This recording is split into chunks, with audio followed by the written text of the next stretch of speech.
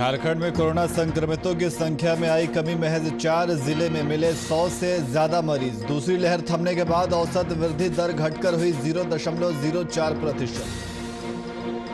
Black fungus के मरीजों को समय पर नहीं मिल पा रही दवा। आईजीआईएमएस और एम्स में भर्ती हैं सबसे ज्यादा मरीज। पटना में मिले 8 नए संक्रमित, 2 की मौत। वहीं पलामू में हुसैनाबाद विधायक ने किया अनुमंडलीय अस्पताल का औचक निरीक्षण। विधायक ने कोविड वार्ड, प्रसव वार्ड, जनरल वार्ड में भर्ती मरीजों को वितरित किए फल। और भागलपुर में all India central council of trade union ने किया सरकार के खिलाफ प्रदर्शन। प्रदर्शनकारियों ने फूंका पीएम मोदी का पुतला। सरकार के खिलाफ निजीकरण के विरोध में किया गया प्रदर्शन। नमस्कार, मैं नियाज खान और आप देख रहे हैं वीआईपी न्यूज। अब सीधे रुख करते हैं खबरों की ओर। बिहार में पक्ष विपक्ष की राजनीति के लिए मुद्दों की कोई कमी नहीं है। इस बार मुद्दे के तौर पर विपक्ष ने गेहूं को लेकर निशाना साधा है। आरजेडी ने सरकार द्वारा दिए गए गेहूं खरीद के आंकड़े को गलत बताया है और साथ ही विपक्ष की ओर से पैक्स अध्यक्ष के द्वारा मनमानी किए जाने का आरोप भी लगाया है। प्रवक्ता राकेश ने सरकार पर गेहूं किसानों के बजाय पैक्स व्यापारियों से खरीदने का आरोप मढ़ा है।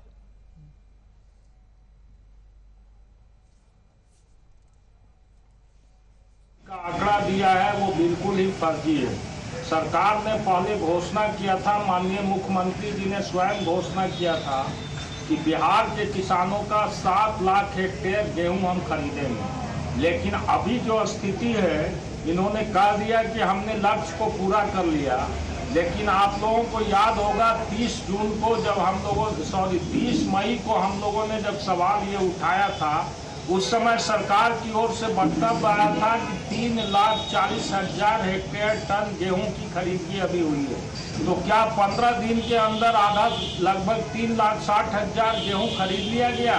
देखने में भी हास्यास्पद लगता है, सुनने में भी हास्यास्पद लगता है। गेहूं के खरीद का आंकड़ा दिया है वो बिल्कुल ही फर्जी है। सरकार ने पहले घोषणा किया था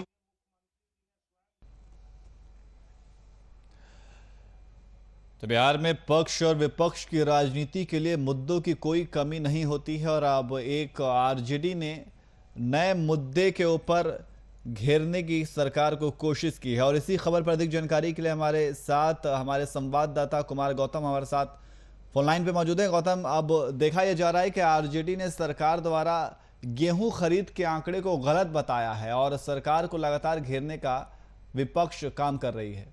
गौतम, बिल्कुल, देखिए, विपक्ष को मौका चाहिए और मौका सरकार दे रही है कि बात चाहे कोरोना के आंकड़ों की हो या फिर धान खरीद की हो या फिर गेहूं खरीद की।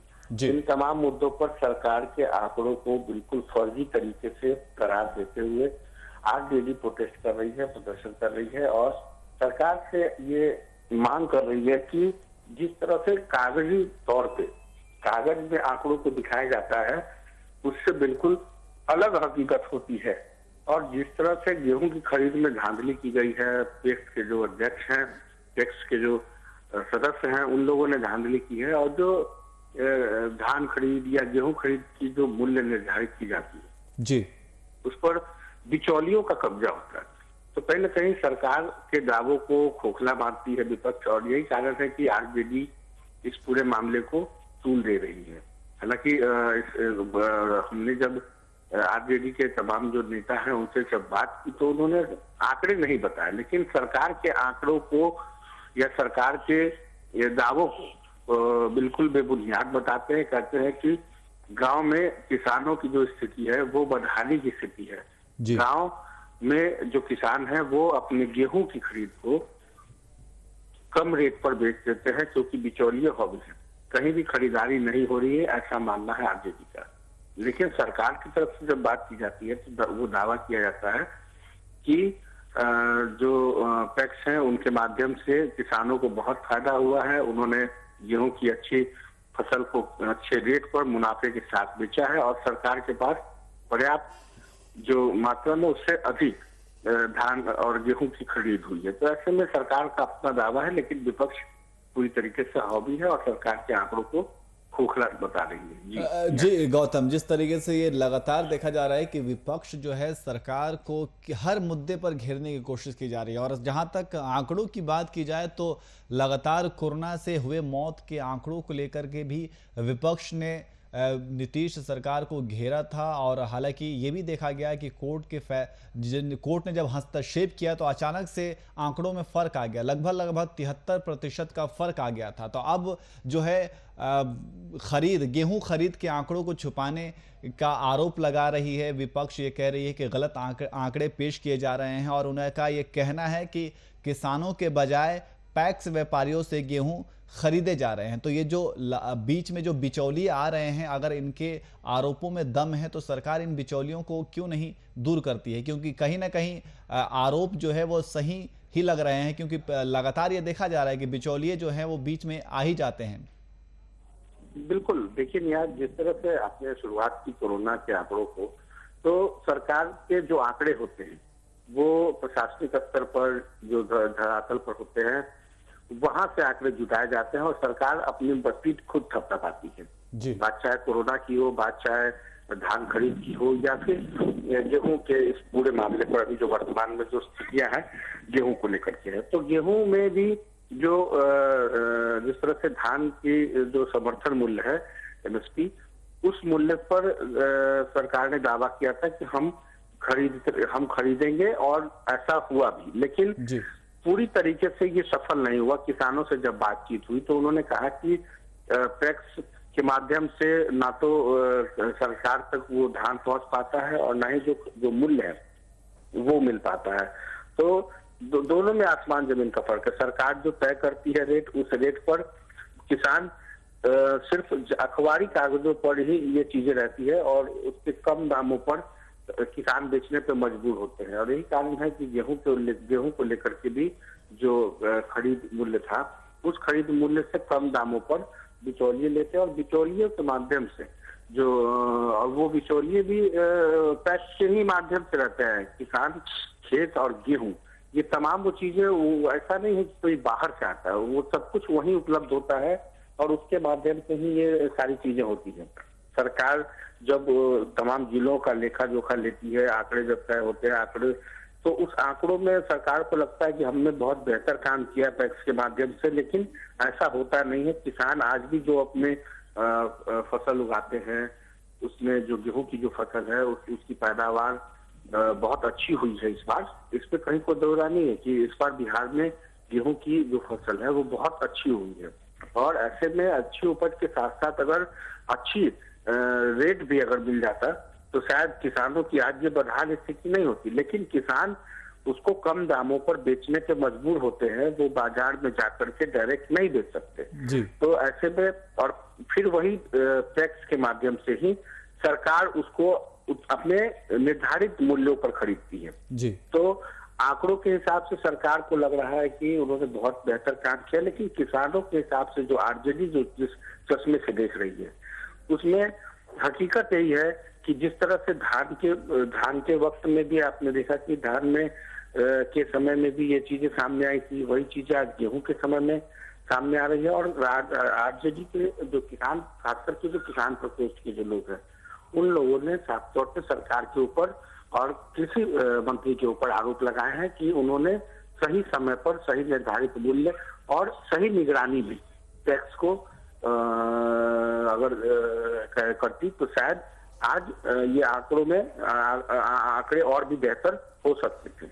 बिल्कुल गौतम, जिस तरीके से आपने जिक्र किया, एमएसपी की बात की, चाहे वो धान की बात की जाए चाहे वो गेहूं की बात की जाए, दोनों ही अगर किसान बेचने के लिए जाते हैं, एमएसपी के रेट पर बेचने के लिए जाते हैं, तो ऐसा भी देखा जाता है कि आमतौर पर उन्हें मना कर दिया जाता है। ये कह करके मना किया जाता है कि या तो यहाँ पे जगह नहीं है या फिर रखने के लिए बोरी नहीं है उपलब्ध है, और यही किसान मजबूरी में जाकर के बाजार में उसे कम दाम पर बेचते हैं, अपने लागत से भी कम दामों पर बेचते हैं और फिर वही ये कालाबाजारी देखी जाती है कि वही व्यापारी उसी जगह से जाकर के किसानों द्वारा बेचे गए गेहूं मंडी से उठाते हैं और फिर अपने पास लेकर के आते हैं और फिर उसके डबल दामों पे बेचते हैं। तो कहीं ना कहीं इससे ये देखा जाता है कि किसानों को भारी नुकसान का सामना करना पड़ता है इस कालाबाजारी की वजह से। और ऐसा भी नहीं है कि लोगों को पता नहीं है, इस कालाबाजारी के बारे में प्रशासन भी अच्छे तरीके से जानती है, लेकिन फिर भी इस तरीके की कालाबाजारी के ऊपर क्यों नहीं अंकुश लग पाता है? गौतम, देखिए, जहां तक अंकुश की बात है तो इसमें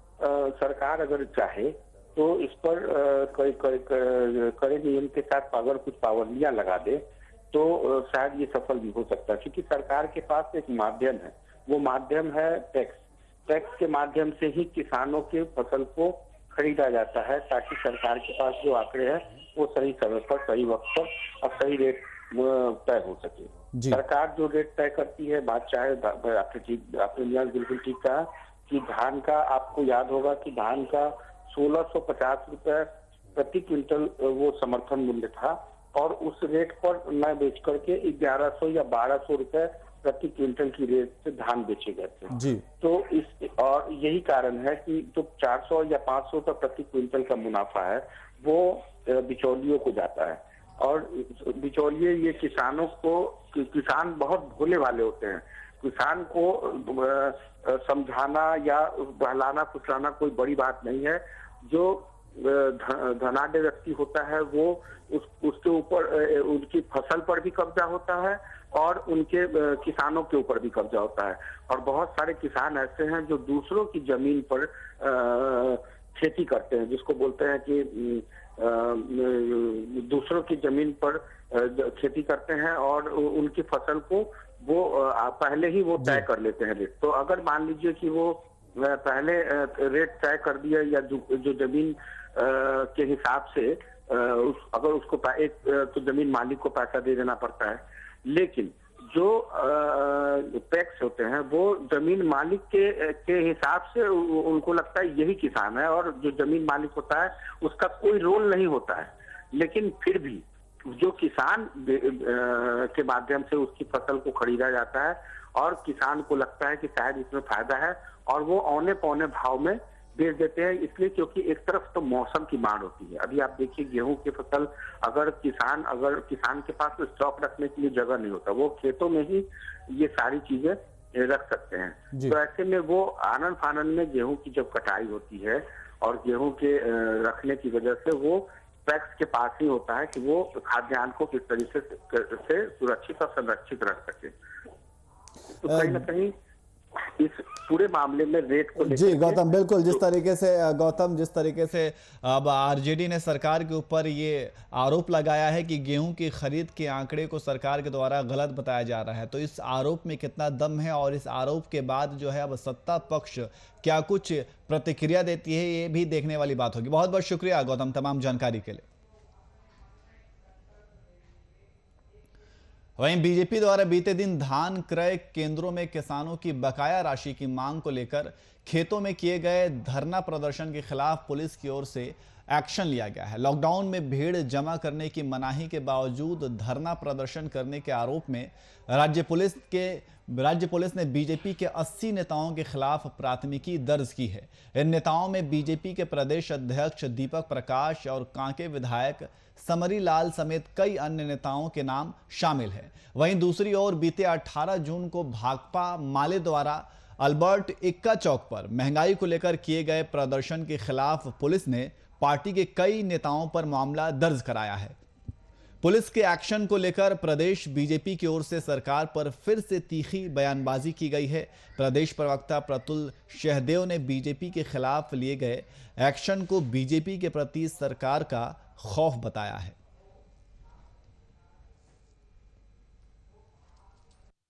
राज्य सरकार को हमारे प्रदेश अध्यक्ष माननीय श्री दीपक प्रकाश जी का इतना खौफ है कि वो जब भी आंदोलन के लिए निकलते हैं तो सरकार उनके ऊपर फर्जी मुकदमे करके उनको रोकने की कोशिश करती है।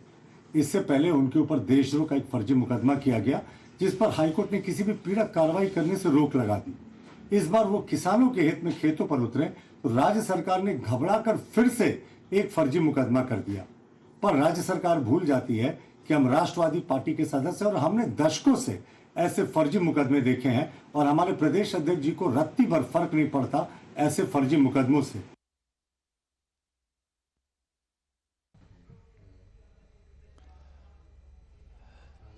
और इसी खबर पर अधिक जानकारी के लिए हमारे संपादक कुंदन कृतज्ञ जी हमारे साथ फोन लाइन पे मौजूद हैं। कुंदन जी, जिस तरीके से ये देखा जा रहा है कि बीजेपी ने किसानों के मुद्दे को अनदेखा करने को लेकर के राज्य सरकार को घेरा था, वो उसकी प्रतिक्रिया देखी जा रही है कि अब 80 नेताओं के खिलाफ प्राथमिकी दर्ज की गई है, जिसमें बीजेपी के प्रदेश अध्यक्ष भी शामिल हैं। कुंदन जी, देखिए, आज बीते दिनों 1163 जगहों पर राज्यव्यापी आंदोलन चलाया गया था, जिसमें झारखंड में रबी फसल के दौरान जो किसानों के धान के खरीद की गई थी राज्य सरकार के द्वारा, उनके पैसों का भुगतान नहीं किया गया है अभी तक। और इन्हीं पैसों के लंबित भुगतान को जल्दी से जल्दी कराने के लिए ही बीजेपी ने पूरे राज्य में राज्यव्यापी आंदोलन चलाया था, 1 दिवसीय। और इस आंदोलन में भाजपा के तमाम अधिकारी कार्यकर्ता शामिल हुए थे। उसी मुद्दे को लेते हुए कांके थाना में एक मामला दर्ज कराया गया है महामारी अधिनियम के तहत, और जिसमें कोविड-19 प्रोटोकॉल का उल्लंघन करने का आरोप लगाया गया है। और इसके तहत भारतीय जनता पार्टी के प्रदेश अध्यक्ष दीपक प्रकाश, कांके विधायक समरीलाल के सहित 80 लोगों को इसमें अभियुक्त बनाया गया है। और साथ ही एक दूसरा मामला और दर्ज कराया गया है न्याय, जो कि रांची के कोतवाली थाने में दर्ज कराया गया है, जिसमें भाकपा माले के कार्यकर्ताओं के द्वारा रांची के अल्बर्ट एक्का चौक में बढ़ती महंगाई के खिलाफ जो धरना प्रदर्शन किया गया था, उसमें मामला दर्ज कराया गया है। तो इन 2 मामलों को राज्य में महामारी अधिनियम के तहत मामले दर्ज कराकर और कार्रवाई की गई है। जी कुंदन जी, लेकिन सवाल यह है कि जिस तरीके से 80 नेताओं के खिलाफ प्राथमिकी दर्ज की गई है और 18 जून को भी भाकपा माले द्वारा अल्बर्ट एक्का चौक पर महंगाई को लेकर के प्रदर्शन किया गया था, उसमें भी कई नेताओं के खिलाफ मामला दर्ज किया गया है, तो इस तरीके से जो राज्य सरकार है वो कोरोना और लॉकडाउन को एक तरीके से हथियार की तरह इस्तेमाल कर रही है, आवाज को दबाने की कोशिश कर रही है, या वाकई में विपक्ष की आवाज से सत्ता पक्ष डर गई है, क्योंकि बीजेपी का यही कहना है। देखिए, राजनीति में इस तरीके के तमाम आरोप प्रत्यारोप चलते रहते हैं नियाज, और जिस तरीके से सत्ता पक्ष है वो सत्ता पक्ष अपने साथ प्रशासन और तमाम कानूनों के जरिए विपक्ष को की आवाज को दबाने की कोशिश करता रहा है। और ये तमाम राज्यों में देश में इस तरीके की राजनीतिक गतिविधियां चलती रहती हैं। और जिस तरीके से यह कार्रवाई की गई है, जाहिर सी बात है कि दोनों मामले जो कोतवाली थाने में और कांके थाने में दर्ज कराए गए हैं, यह महज एक मामला नहीं है, यह एक राजनीतिक मामला है, और जो कि राजनीतिक रूप से ही दर्ज कराया गया है। और जाहिर सी बात है, इसमें सत्ता पक्ष के लोग जो ऊपर बैठे हैं उनके इशारे पर ही यह तमाम कार्रवाई की गई है। तो अब इसमें राजनीति मामले दर्ज हुए हैं, राजनीति शुरू होगी, और अब देखना अहम यह है कि इस राजनीति में जो वाद विवाद है वो कहां तक पहुंचता है, क्योंकि अब बिलो द बेल्ट हिट करने की भी परंपरा शुरू हो चुकी है। जिस तरीके से इरफान अंसारी ने अमर बाउरी को साउथ इंडियन फिल्मों का गुंडा बताया था और तमाम तरह के आरोप लगाए थे, उसके बाद अमर बाउरी ने भी उन्हें उनके धर्म से संबंधित कई आरोप लगाए हैं। तो इस तरीके की बातें अब शुरू हो चुकी हैं। तो अब इस मौजूदा मामले में किस तरीके से राजनीति आगे बढ़ती है, ये तो आने वाला वक्त ही बताएगा। नियाज जी कुंदन जी, बहुत बहुत शुक्रिया तमाम जानकारी के लिए।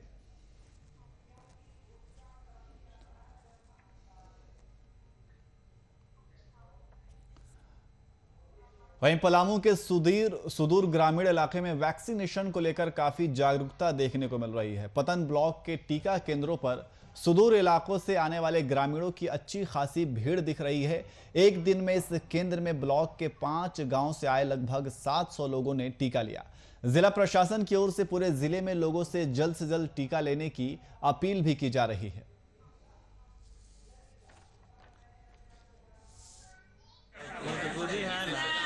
कोई बीमारी में मुब्तला नहीं है, लेकिन कोरोना के सुई जो है हम लिए हैं और सभी को हिदायत करते हैं कि ले। हम लोगों ने जो जितने हमारे पंचायत प्रतिनिधि हैं, गणमान्य व्यक्ति हैं, राशन डीलर हैं और अन्य जो भी ऑर्गेनाइजेशन है, उनसे अपील किया है कि वो लोगों को जागरूक करें। हमारे जो सेविका सहायिका और जो फील्ड ऑफिसर हैं, कर्मचारी हैं, हम लोग सब कोई लगे हुए हैं। अभी भी हमारे ज़िले के सभी जो वरीय पदाधिकारी फील्ड में हैं, लोगों को जागरूक कर रहे हैं। हम लोग का पूरा प्रयास है पलामू जिला प्रशासन का कि लोग ज़्यादा से ज़्यादा लोग बाहर निकलें और वैक्सीन ज़रूर लें, क्योंकि अभी कोरोना से लड़ने के लिए वैक्सीन ही एकमात्र दवाई है। सहयोग मिल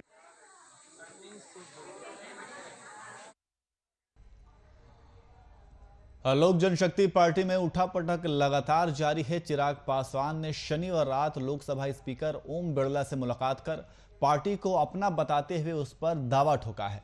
चिराग के साथ पार्टी के प्रधान महासचिव अब्दुल खालिक, राष्ट्रीय उपाध्यक्ष AK वाजपेयी और बिहार प्रदेश अध्यक्ष राजू तिवारी भी थे।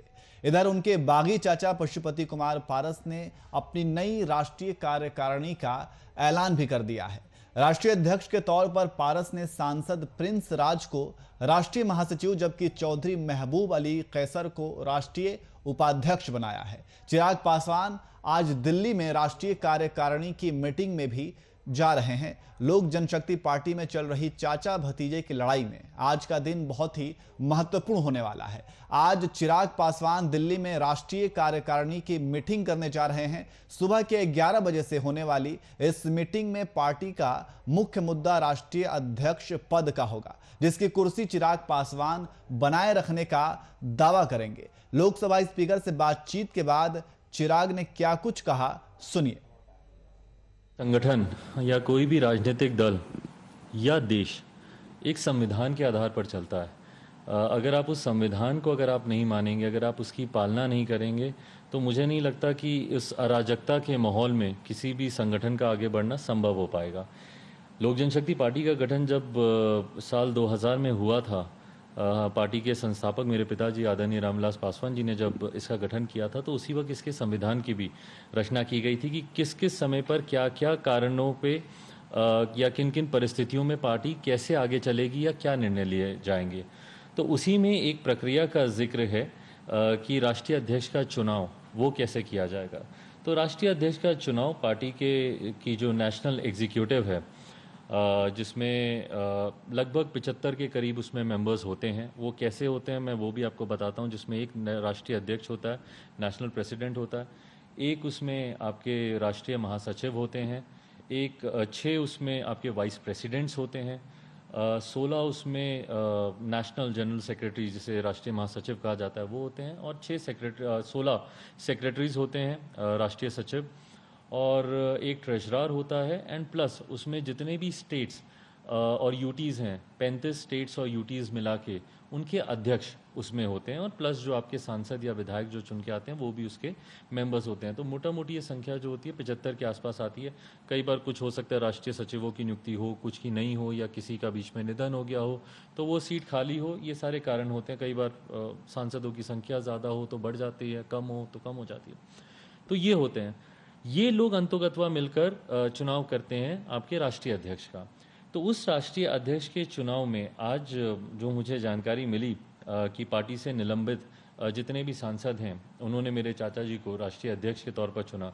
तो मैं जानना चाहता हूं कि उसमें नेशनल एग्जीक्यूटिव के कितने मेंबर उसमें मौजूद थे, क्योंकि मेरे जितने स्टेट प्रेसिडेंट्स हैं, जितने भी स्टेट्स के या यूटी के प्रेसिडेंट्स हैं, हाँ उसमें 15 प्रकोष्ठों के राष्ट्रीय प्रकोष्ठों के अध्यक्ष भी उसमें मौजूद होते हैं।